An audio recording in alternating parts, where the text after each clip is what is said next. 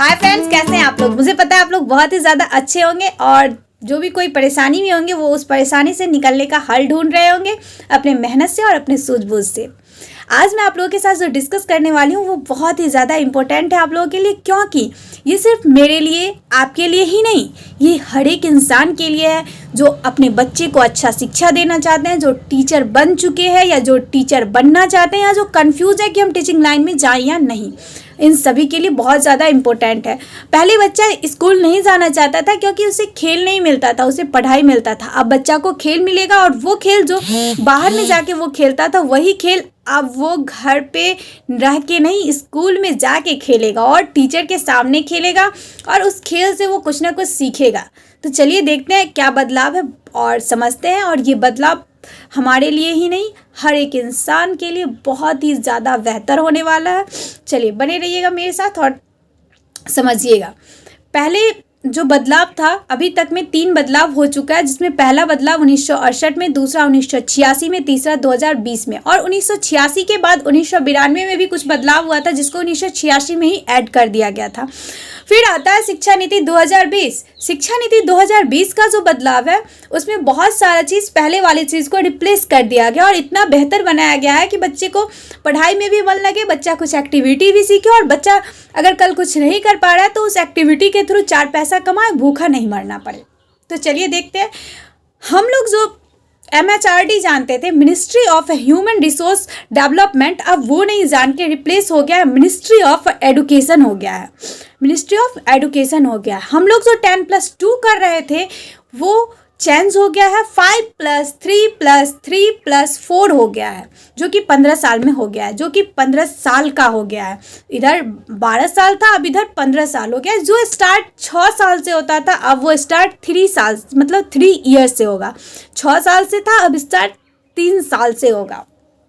अगला ये जो 4 पीरियड है, ये 4 पीरियड जो है इसमें पहला पीरियड जो है वो है फाउंडेशनल, दूसरा है प्रीपरेटरी, तीसरा है मिडिल और चौथा है सेकेंडरी। फाउंडेशनल जो है उसमें बिल्कुल एग्ज़ाम नहीं है, बच्चा एग्ज़ाम से मुक्त। बच्चा को तो सिर्फ और सिर्फ खेलना है, वो गुल्ली डंडा खेले, कैरम बोर्ड खेले, वो रस्सी खेले, वो जो खेलना चाहता है खेले, वो मट्टी भरना चाहता है मट्टी भरे, जो भी खेल खेलना चाहता है। जो वो घर पे कपड़ा गंदा कर रहा था वो अब स्कूल में जाके कपड़ा गंदा करेगा। उसके लिए कोई रूल रेगुलेशन नहीं है कि वो ये कपड़ा पहन के आएगा, वो कपड़ा पहन के आएगा, वो कोई भी कपड़ा पहन के जा सकता है। अब इसमें क्या होगा कि बच्चे को 3 साल तक सिर्फ और सिर्फ खेलने दिया जाएगा और उस खेल के द्वारा कुछ ना कुछ उनको लर्न किया जाएगा, कुछ ना कुछ सिखाया ही जाएगा। और फिर 2 साल आता है, 3+2 मतलब ये 3-2-5 साल का जो एक्टिविटी होगा उसमें 2 साल में वो 1 और 2 तक जाएगा। और 1 और 2 तक जब हो जाएगा तो उसमें उसको खेल विधि के द्वारा बहुत कुछ सिखा दिया जाएगा। फिर आपका आता है 3 प्रीपरेटरी पीरियड जो होगा इसमें 3 साल में बच्चे 3 क्लास में जा चुके होंगे। 1-2 कंप्लीट हो चुका है, 3-4-5 इस 3-4-5 में जो होगा बच्चा को लैंग्वेज और एक्टिविटी इतना दिया जाएगा कि बच्चा इंटरेस्टिंग वे में पढ़ाई करे। और लैंग्वेज उसका रीजनल होगा, मदर टंग होगा और नेशनल होगा। फिर आता है आपका मिडिल स्टेज जो होगा वो फिर आपका 3 ईयर का होगा। इस 3 ईयर में जो होगा वो थोड़ा समझिएगा, वो 3 ईयर 6, 7, 8 आपका बच्चा पहले क्या कर चुका था, 3, 4, 5। अब आपका बच्चा 6, 7, 8 करेगा। इस 6, 7, 8 में इंडियन कोई भी लैंग्वेज आप जहाँ जिस स्टेट से हैं उस स्टेट से लेके आप पढ़ सकते हैं। और दूसरा चीज़ इसमें बहुत ही ज़्यादा रहेगा एक्टिविटीज़ प्लस वोकेशनल में अगर आप सिलाई सीखना चाहते हैं या आप दूसरा कोई वर्क सीखना चाहते हैं या आपको बढ़ई वाले वर्क में इंटरेस्ट है या कुछ भी इस तरह का स्किल जिसमें आपको इंटरेस्ट है आप जाके कर सकते हैं। आपको वो चीज़ सिखाया जाएगा, आपको वो चीज़ लर्न करवाया जाएगा। साथ में आप कंप्यूटर चाहते हैं, कोडिंग चाहते हैं, आप जिस भी स्किल में आपको इंटरेस्ट है उस स्किल में आपको रखा जाएगा और आपको उस स्किल का अच्छी तरह से ज्ञान दिया जाएगा, ताकि आप जब स्कूली शिक्षा से निकले और आप अपने गरीबी से या किसी भी चीज़ से आप भूखे मर रहे हैं तो आप उस स्किल के थ्रू 4 पैसे कमा के अपना जीवन यापन कर सके और साथ में जो करना चाहते हैं आगे का पढ़ाई भी उसके थ्रू कंप्लीट कर सके। फिर अगर अगला आता है आपका सेकेंडरी वाला जो होता है, सेकेंडरी पीरियड जो होता है, इसमें आप फॉरेन लैंग्वेज इंक्लूड हो चुका है। ये फॉरेन लैंग्वेज जो है, आप फॉरेन लैंग्वेज से भी चाहे तो पढ़ सकते हैं। ये आपका 9, 10, 11 और 12, 4 साल का जो है ये 9, 10, 11 और 12 होने वाला है, जिसमें आप ये नहीं आपको सोचना पड़ेगा कि हम साइंस से ले या आर्ट से ले या कॉमर्स से ले। आप पे ये धब्बा नहीं लगेगा ये स्टूडेंट साइंस का है, ये स्टूडेंट आर्ट का है, ये स्टूडेंट कॉमर्स का है, और नहीं आपको ये सोचना पड़ेगा। आपको जिस सब्जेक्ट में इंटरेस्ट है आप उस सब्जेक्ट से लेके पढ़ सकते हैं।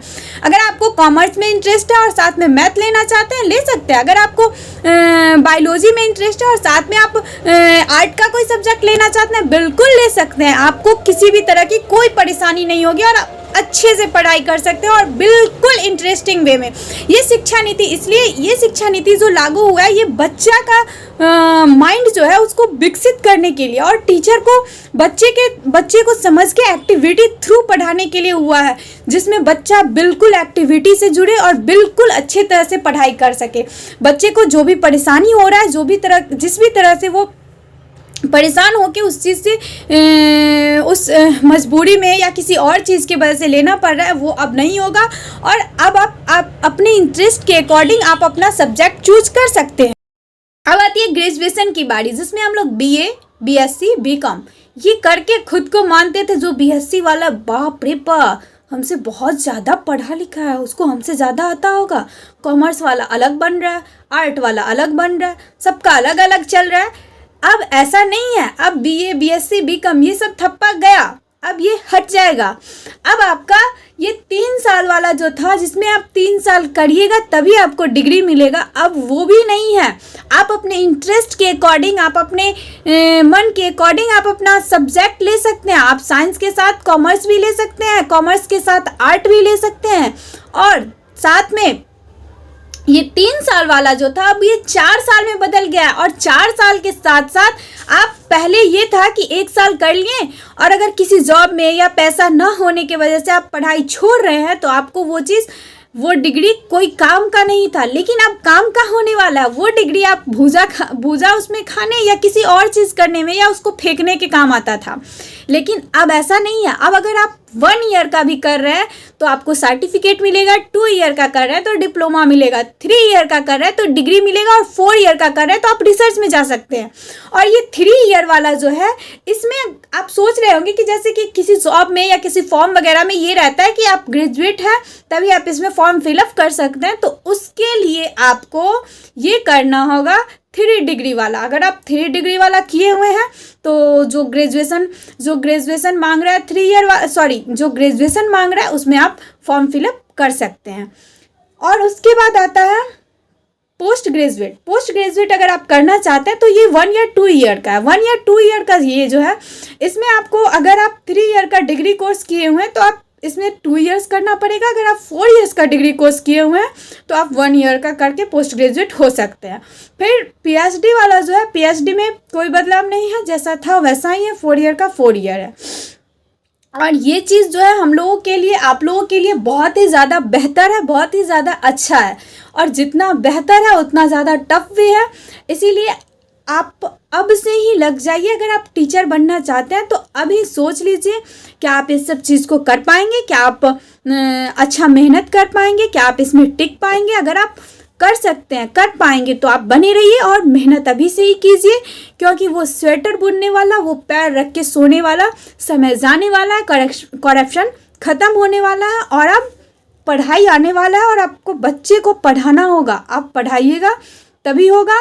और पढ़ाने से पहले आपको मे भी इंटरव्यू देखना होगा, इंटरव्यू कंडक्ट करना होगा, उसके बाद आप टीचिंग लाइन में जाने वाले हैं। वो अब ये नहीं रह गया कि अगर कोई जॉब नहीं मिल रहा है तो चलो भाई B.Ed कर लेते हैं और टीचर बन जाएंगे। अब बिल्कुल ऐसा नहीं होने वाला है।